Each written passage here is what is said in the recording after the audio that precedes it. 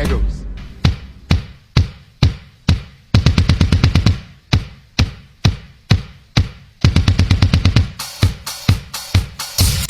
It's a few weeks to the Nations Cup. If you say a few weeks, we'll just make it seem as if it's far. A few days to the Nations Cup. I was checking out the Brilla website, and it has a clock counting down to the start of the Nations Cup. And when I looked at, I think it was Puja Sports, they're also counting down. Everybody's counting down. And if you look at some of the headlines, you see that 500 media guys are credited. And now the biggest one, the biggest headline or the biggest news talk right about now is the 40-man provisional list. And that's what a whole lot of us are talking about. If you look at the headlines right now, you will see it there. Sunday Olise has gotten in on it, saying that some players who should have not been dropped were dropped, especially the home-based players. And they're not dropped, were not included in the provisional list. Dosu Joseph also got involved. Odio Igalo also got involved, making a case for the local players. Some of our media personalities were also getting involved, making a case for Gift Auburn and some of the other players. You know, it hits me with a different kind of shock that it's easy for us as Nigerians to get carried away by the wave and wave and wave of distraction. And we forget to focus on the main thing. What am I getting at? You know, like I said, it's very easy for us to get distracted and carried away by what we see on the headlines. The 40-man provisional list. It's not a party that the bouncer will be checking out your name, whether you can enter or not. It's the Nations Cup. Nigeria has only won the Nations Cup 3 times. Surprise, surprise. We're not close to Egypt, who are thinking about winning their 8th, or even Cameroon, or even we're not close to them. And we regard ourselves as the football giants of Africa, and we still hold on to the fact that we're the first to win the Under-17 World Cup, and we've not won the Under-20. We're the first to win the Atlanta Gold, and then we've had exploits of great players coming in and going out, always flying the flag of Nigerians. If you go to Turkey, they call you Okocha. If you go to Arsenal, they call you Kanu Nwankwo. We ride on that wave and wave and wave. It keeps on going on. But we forget the main issue on ground. It's less than 3 weeks to the World Cup, or to the Nations Cup. Less than 3 weeks to the Nations Cup in Côte d'Ivoire. Are we asking ourselves this question? How does our team play? What is the gameplay of our coach? What is his football style? What is his tactics? What is his go-to formation? Who are the leaders in the team? Who is the person that can come in as a joker? What about the partnerships in the team? We're not talking about that because we are being hoodwinked. I feel like doing like John Cena. Clear your eyes. We are being hoodwinked and distracted by the 40-man list, which will be cut down to 25 or any other number. And we fail to look at what we should actually look at. Because we have great players. I have said this before. Nigeria has a harvest of players. We have the African Footballer of the Year. We have the 4-time rookie of the month in Germany, in Victor Boniface. We have Sadiq Umar, who is scoring goals. We have Ndidi in the midfield, who is doing well. We have players. But the question is, do we have the appropriate... I'm not talking about whether we have the coach again or not again. No, that's not the question again, because we live and die with Peseiro right now. We live and die with him until after the Nations Cup. But my question is, does he have the game plan to win this Nations Cup that every Nigerian believes, or the Nigerian Football Federation gives us the belief that we can do it again? Oh, that's the new slogan. There's a t-shirt that's going on. Have you gotten it? They're sending it out to make sure you order for yours. even the minister of sports, who I say I don't know what is his business in meeting with the coach, is saying that let's do it again. He even told Jose Peserio that it's important that he wins the Nations Cup. Baba, we're done. But we fail to ask these questions, and we get distracted by the list. The list is what is covering your eyes. How? What? I ask again. After 14 matches, I want to look at a bit of the statistics of Jose Peseiro. After 14 matches with the Super Eagles, Jose Peseiro has won 6 games and lost 5. After 14 games with Jose Peseiro, have we been able to see a modicum of the style of play? Have we been able to see the structure of his football ideology? When he came in, he said he loves attacking football.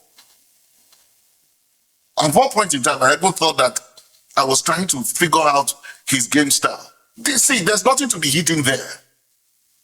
If you see a coach the way he plays, you will know the style of play or his philosophy of football or the style of play he has. When I'm talking about the philosophy of football, take for instance, Pep Guardiola. He loves possession football.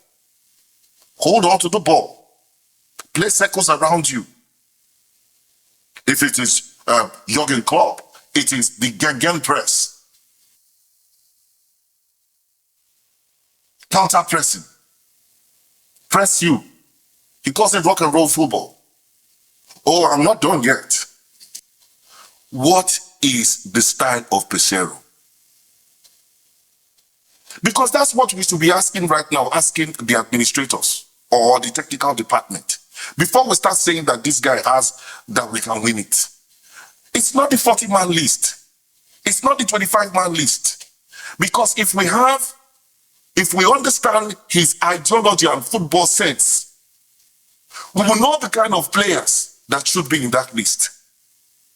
We will know the quality and the form that he should be using. But the truth is, after 14 matches, we cannot put a finger on how Jose Peseiro plays. We don't. We don't have it. And that's what I think should be the focus with just a few weeks to the Nations Cup. Not whether we have a 40-man list, not whether Umar or whether Orban is going for the party or the Bansa will stop him. No, now. Haba. All we just believe is that when we get there, Victor Osimhen, African Footballer of the Year, will start blaming him because he didn't score or Ndidi did not score. Whereas we did not check or we did not ask these guys, okay, we did not ask these guys how well the brain, the technical department is ready for this. We just want to go to the Nations Cup and just believe that Nigeria, because we are Nigeria, we have Osimhen, the African Footballer of the Year, will win the Nations Cup. If it happens, I'll be glad. I'm a Nigerian. But it will be the same problem that we've always had. We do not have a strategic plan to success. That's why we can never maintain it. That's why we only have 3 Nations Cup, because our success is always accidental. Jump, crash, patch and bust. We never, and I'm saying this, it's not as if I have something against it. I've been in this for long. 1980, 1994, 2013, it's always the same thing. We can never be able to maintain success or build on it and continue the process. And that's where we are right now. We are trying to hoodwink. The technical department is trying to hoodwink, or the Nigerian Football Federation or Jose Peseiro is trying to hoodwink Nigerians to believe that by miracle we will go to the Nations Cup because we have the talent and beat everybody, beat Senegal, beat Egypt, beat Algeria, beat Morocco, and beat the host country, Cote d'Ivoire. And if it doesn't happen, we blame the players because they play better in their club sides. Why are they not playing better for Nigeria? Or we say they are not committed. Whereas right now, a few weeks to the Nations Cup, we are not asking. How prepared is Jose Peseiro? What is his game plan? How does he play? What is plan A, plan B, or plan C? Even if he doesn't tell us. Now, to some of you, you might say that, why do I want to expose his player? He has to keep it to his chest. That's secret cult. Because right now, we have match assessors who are everywhere. They know how you play. After 14 matches, we should have a sense of direction of Jose Peseiro. Does he play route one football? Does he hold the ball in the midfield? What is it? We don't have it. And if we say we are working towards it, is his plan good enough to be implemented in the short time so that when these boys come in 2 weeks, they understand how to play? Does he have that system? Because we really need to ask these questions and not dodge it. It's no longer a jamboree. Nigeria should not be going to the Nations Cup to go and do jamboree. Egypt has 8 and Nigeria has 3. It's a shame. We are not ambitious. We don't have we are not ambitious if that's the case. And like I said, we get distracted easily. Before you say that, I want to expose what we have in it. Let me tell you this. Let's look at what has been called the top 5 coaches going to the Nations Cup. And let me tell you, newsflash, Nigeria is not there. It's not amongst the top 5 that will win the Nations Cup. We are not. So that's why I said if Nigeria has an outside chance, they are an underdog. They are dark horses. So let's not. I hope with this, with the kind of preparation that we are having, just for jamboree's sake, we will not waste the time of the likes of Victor Osimhen, or waste the time of Boniface, because Xabi Alonso said that Boniface, he's not going to cry if Boniface is not there, which means Boniface is not indispensable. So let's not waste his time and take him to the Nations Cup and go and fool ourselves there, just like we fooled ourselves the last time with Augustine Eguavon, who deceived us.